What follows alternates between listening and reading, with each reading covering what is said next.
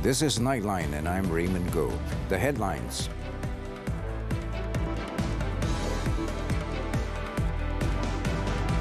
Projects under Jana Wibawa temporarily halted pending review.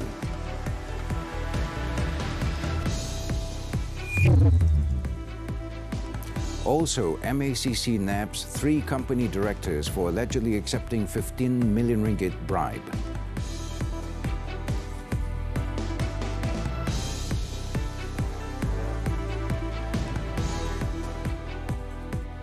Good morning. Prime Minister Datuk Seri Anwar Ibrahim has expressed Malaysia's solidarity as Turkey's friend during difficult times, as well as its undivided commitment, especially in helping the Turkish people affected by the recent earthquake. Datuk Seri Anwar said this of his meeting with Turkey President Recep Tayyip Erdogan in Ankara on Wednesday. The Prime Minister was accompanied by Foreign Minister Datuk Seri Zamri Abdul Kadir and Minister in the Prime Minister's Department for Sabah, Sarawak Affairs and Special Functions, Datuk Armizan Muhammad Ali, in his meeting with Erdogan in Ankara on Wednesday. The Prime Minister also conveyed condolences from all Malaysians, in addition to stating the type of assistance that the Malaysian government has been working on. He said, together, Malaysia prays that the sad incident passes quickly and Turkey recovers. On February 6, an earthquake with a magnitude of 7.8 on the Richter scale hit southern Turkey and Syria.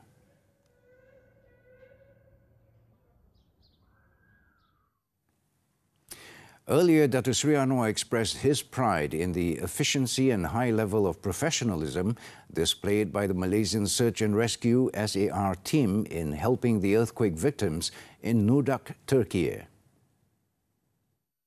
He said the Malaysian SAR team, comprising members of the Special Malaysia Disaster Assistance and Rescue Team, SMART, Fire and Rescue Department, Civil Defence Force and Malaysian Armed Forces Royal Medical Corps stationed in Nudak, had shown extraordinary capability with efforts that a nation can be proud of. He added that the extraordinary dedication of the country's team has also received the attention of the Governor and Deputy Governor of Nudak. On behalf of all Malaysians, he also expressed his appreciation and prayed for the burden of the Turkish people to be eased and promised that Malaysia will do its best to assist. Datuk Seri Anwar said this during his 40-minute visit to the National SAR team at the Nudak Stadium. Meanwhile, Turkey turned its focus to reconstruction on Wednesday, encouraging those in quake-hit areas whose buildings have been deemed safe to return home. Its Tourism Minister Nuri Esoy, in a statement, said in order to start getting back to normal, the government encouraged citizens to track their buildings' status on the online system and get back into the buildings which have received safe building reports from the Urbanization Ministry.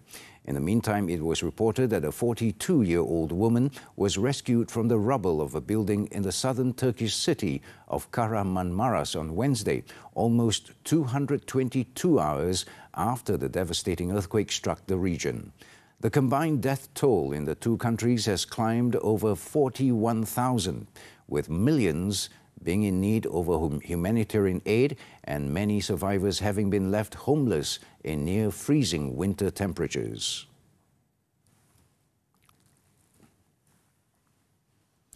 The Finance Ministry has ordered the implementation of the Jana Wibawa project to be postponed for a review of whether its procurement procedure is in compliance with the rules set by the Treasury. Deputy Prime Minister Datuk Seri Ahmad Zahid Hamidi said the postponement involving a project value of 5.7 billion ringgit was required, as there were elements of selective tender or direct negotiation in the procurement process. Projek-projek itu telah diberikan SST, surat setuju terima, di mana kaedah perolehannya dibuat sama ada secara tender terpilih ataupun rundingan terus. Maka dasar Yang Amat Berhormat Perdana Menteri selaku Menteri Kewangan adalah bagi melihat semula adakah tata cara perolehan dan tata kelola sesuatu perbelanjaan yang dikeluarkan itu mengikut peraturan yang ditentukan oleh pihak perbendaraan. He said this to the media at Parliament on Wednesday. Meanwhile, Dato Sri Ahmad Zahid Hamidi, who is also Rural and Regional Development Minister, said his ministry will not compromise on the implementation of infrastructural projects in rural areas, especially in flood-hit areas as well as in Sabah and Sarawak. He said it was also hoped that the state governments would work with the ministry to ensure that each planned project could be implemented on schedule and according to the guidelines. The government aims to resolve foreign labour shortage within 3 months through the Foreign Worker Recruitment Relaxation Plan. Human Resources Minister V. Sivakumar said the plan would expedite the approval process for foreign labour quota, including the employment approval. Pengecualian proses temuduga oleh agensi kawal selia AKS. Di samping itu, pengiklanan kekosongan jawatan di portal My Future Jobs juga telah dikecualikan berkuat kuasa serta-merta. Kementerian Sumber Manusia akan memproses dan memberi kelulusan permohonan pengajian pekerja asing dalam tempoh 3 hari bekerja daripada tarikh permohonan diterima. He said that the plan, which started on January 17th, will be implemented until March 31st. He added that the plan involves several critical sectors, including manufacturing, construction, plantation, agriculture and services for the restaurant subsector. Sivakumar said under the plan, employers would be allowed to employ foreign workers from 15 source countries without having to go through employment eligibility prerequisites and quote eligibility. The National Economic Action Council, NEAC, is set to discuss wage-related policies next month. At a media conference, Economy Minister Rafizi Ramli said the Council's maiden meeting would be held on March 20th, with a main agenda being ways to improve the country's economic structure, including wages. I prefer if we go through the process bit by bit because it does require whole of nation approach involving everyone, but it has been done in very successfully in other countries. So there are some countries that have done it very well. So let us go through that discussion, I think, at the policy level first. The minister also said that the move is to ensure that the national policy can be adjusted towards a comprehensive wage target for all groups of workers. He added that so far the government's involvement in policy includes the minimum wage setting that will raise the wage level. Rafizi noted that the Economy Ministry would launch a People's Income Initiative on February 26, 2 days after the tabling of the 2023 budget. The aim is to increase the people's income. The 2023 budget, overcoming the cost of living issue, what is the strategy? Boosting Malaysians' welfare and quality of life, what does it take? Rebalancing spending and revenue to counter debt and liabilities. And what reforms can the Malaysia Madani concept offer? Economist Professor Jeffrey Williams shares his thoughts on money matters this Saturday at 5 p.m. only on TV3. Perikatan Nasional PN Chairman Tan Sri Muhyiddin Yassin has once again denied his involvement in awarding a contract to his son-in-law. He said this in response to Kota Melaka MP Koo Pui Tiong, who had asked the Pago MP to explain the matter. Koo had interjected Tan Sri Muhyiddin, who was taking part in the Royal Address debate in Parliament on Wednesday. Boleh jawab. Kontrak yang diberikan kepada anak menantu. Boleh jawab. Itu adalah suatu fitnah dan pembohongan. Boleh jawab. Kalau fitnah saman, tak apa, kita akan ambil tindakan yang sewajarnya. Tan Sri Muhyiddin, however, did not elaborate on the type of action that will be taken. Many of his arguments and criticisms are directed to the Prime Minister, Dato Sri Anwar Ibrahim. Datuk Sri Anwar was not present at Wednesday's Parliament session. He left for Turkey late Tuesday to give moral support to the global efforts to deal with the devastating earthquake in that country. The Prime Minister previously said that the Malaysian Anti-Corruption Commission, MACC, will determine the involvement of Tan Sri Muhyiddin in that case and asked him to be patient. However, Tan Sri Muhyiddin on Wednesday claimed that the current government is deliberately looking for errors in the past administration which do not exist. Among other things, it involves alleged misappropriation of an economic stimulus package worth more than 90 billion ringgit.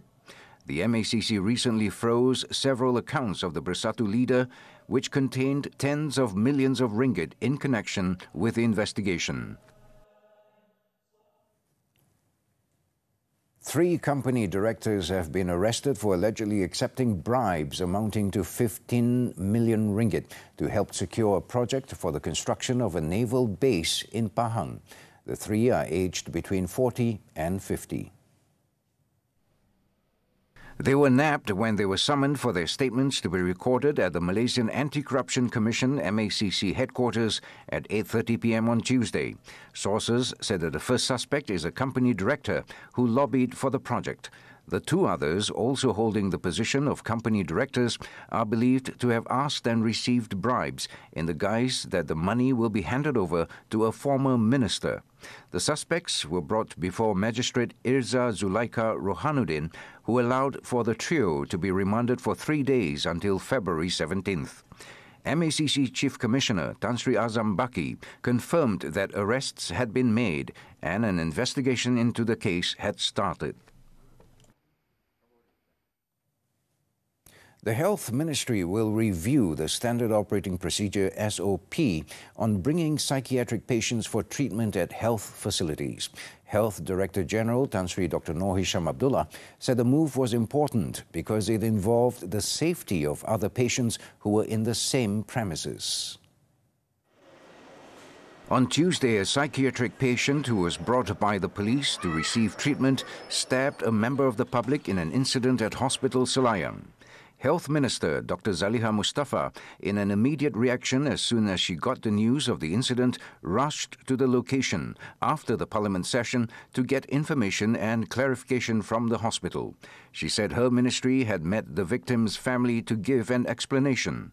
Tan Sri Dr. Noor Hisham added that among the SOPs that need to be streamlined is the placement of psychiatric patients when they are taken for treatment besides their waiting for treatment to be given.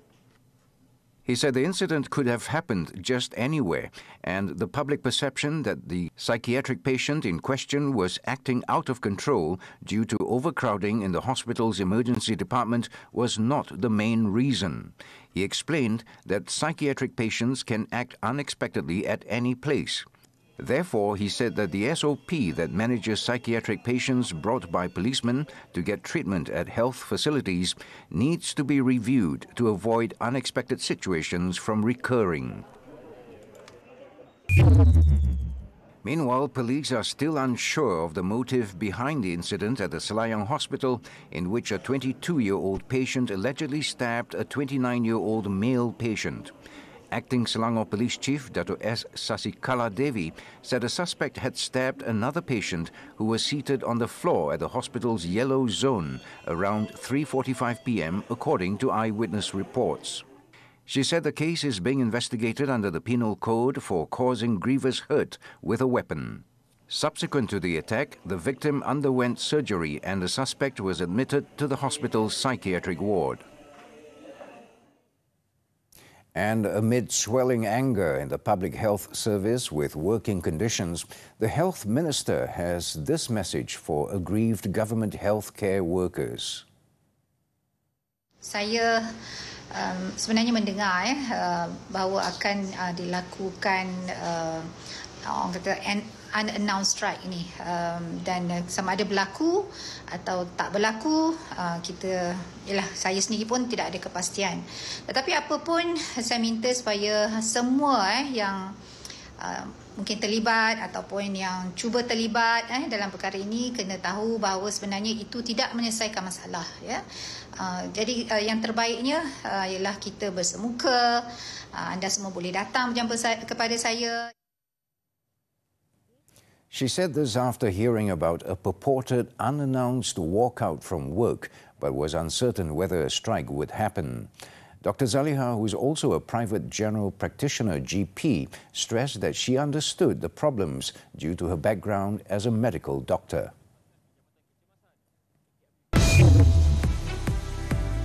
When we come back, at least 4 killed as Cyclone Gabrielle lashes New Zealand. Stay tuned.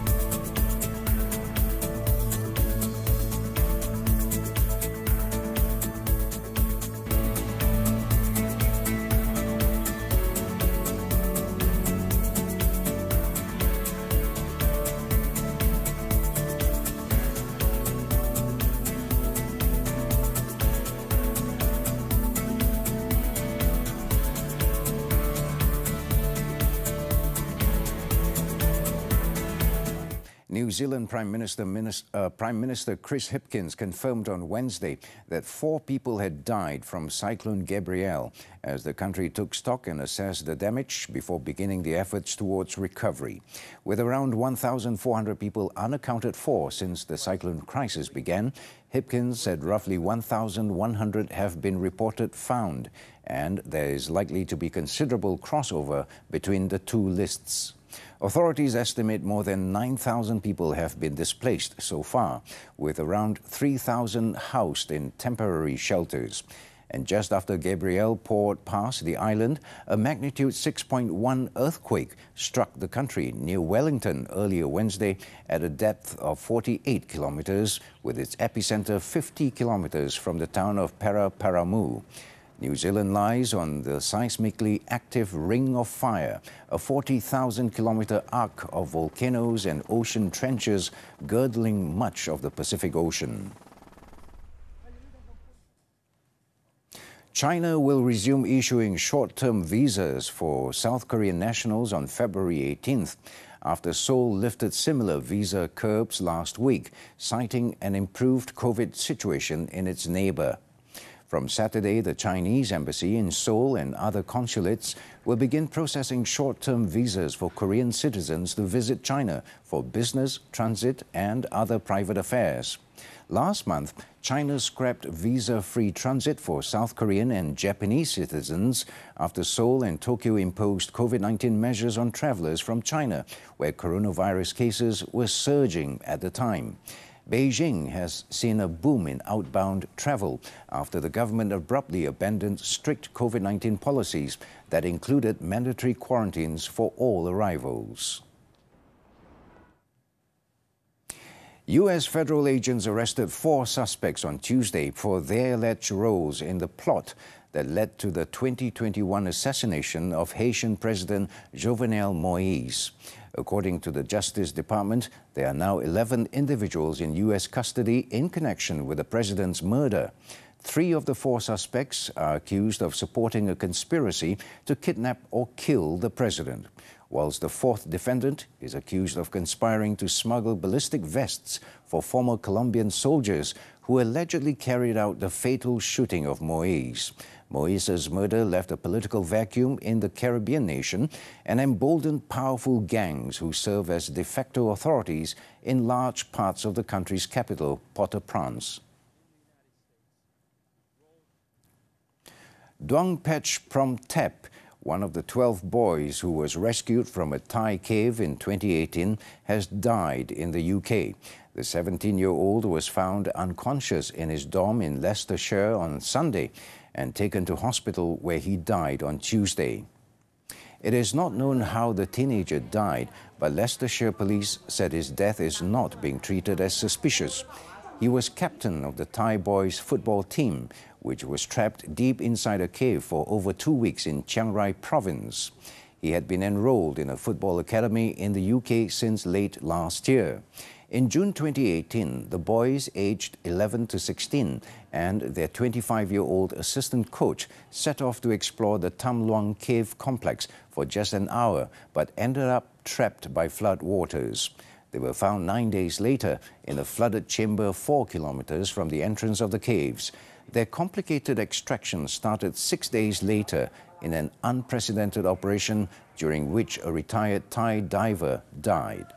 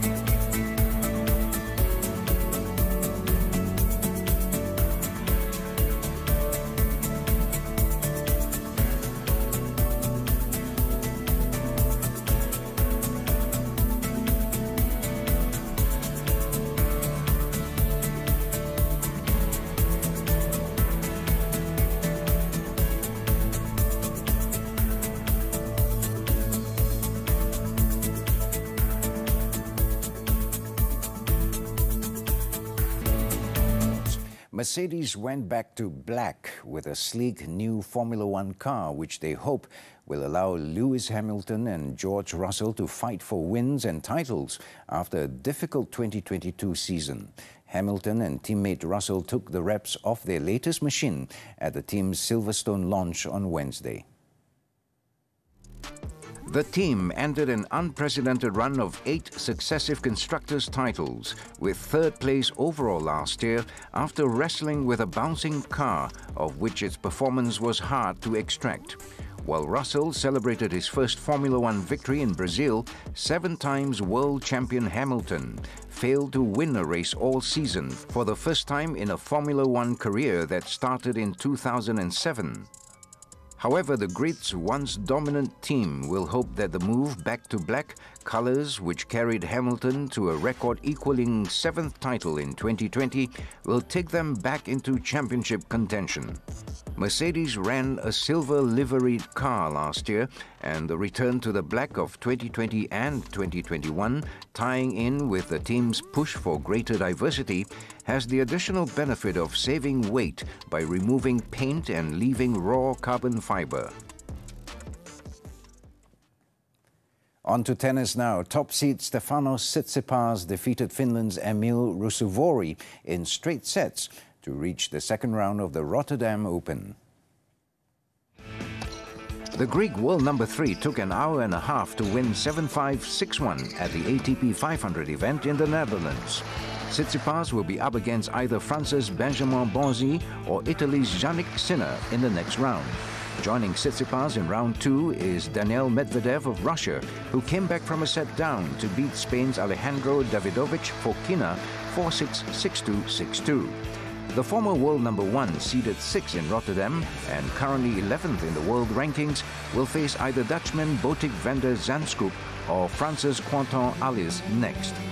Third seed Felix Auger-Aliassime of Canada also eased into the second round with a comfortable 6-2, 6-3 win over Lorenzo Sonego of Italy. 2 breaks of serve in the first set and 1 more in the second saw the third seed set up a meeting with Grégoire Beret of France after just under an hour and a half of play.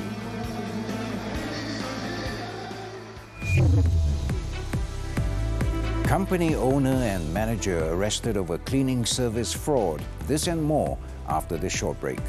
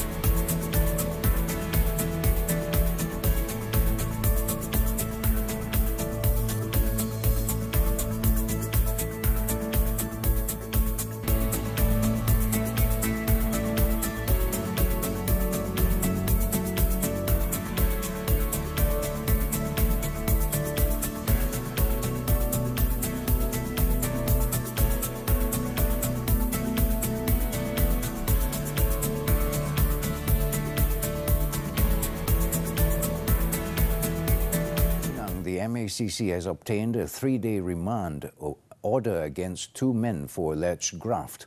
The remand order was issued by Magistrate Hadi Hakimi Harun at the Georgetown Civil Court on Wednesday. One of the men, aged 64 with a Dato title, is the owner of a cleaning company, while the other, a 74-year-old, is the manager of a different cleaning company.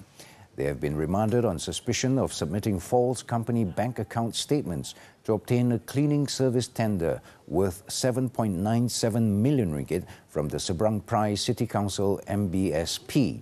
The duo were nabbed when they went to the state MACC headquarters to provide their statements on Tuesday. The case is probed under the MACC Act 2009.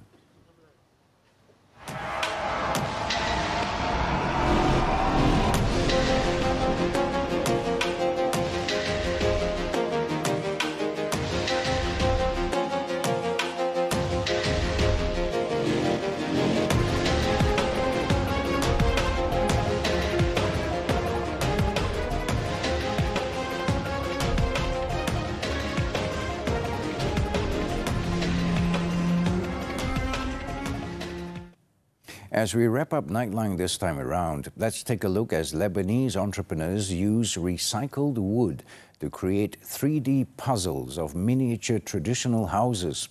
The team collaborated with local artists, craftsmen and women, historians and vulnerable people in their own effort to keep small and medium businesses alive amid Lebanon's economic meltdown. I'm Raymond. Thank you for watching. Stay safe and have a good week.